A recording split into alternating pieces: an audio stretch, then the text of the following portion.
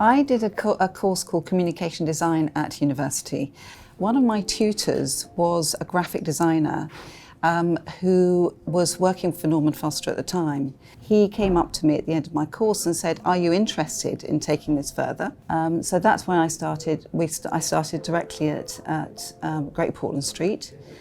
When I first started, I was faced with a whole pile of boxes full of slides, bits and pieces, some drawings, negatives.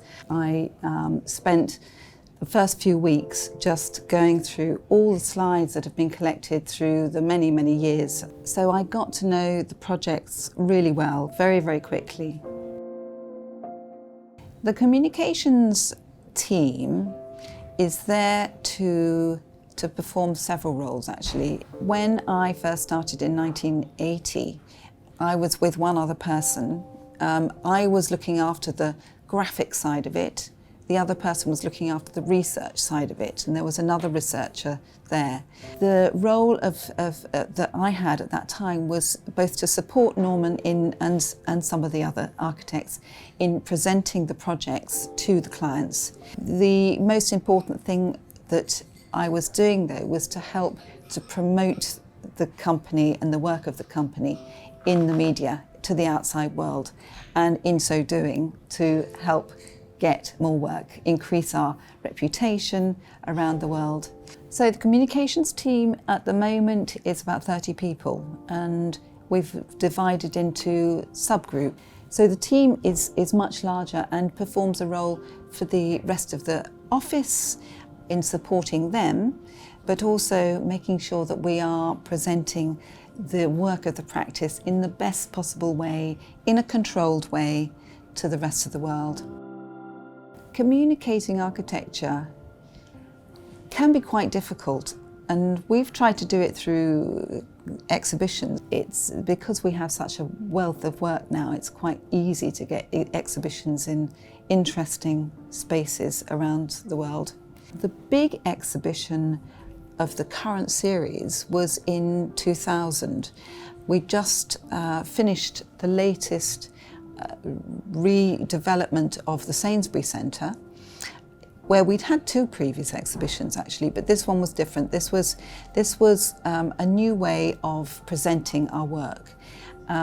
So Norman called upon Dayan Sujic to help us curate that exhibition. So the team, including Norman and Dayan, put together a different idea of how to project the huge wealth of work that the practice had done up until that moment. We designed a large ziggurat where we would have a city of models. With my colleague David Jenkins, we've edited a large number of books which have documented the life of the practice right from the beginning through to today.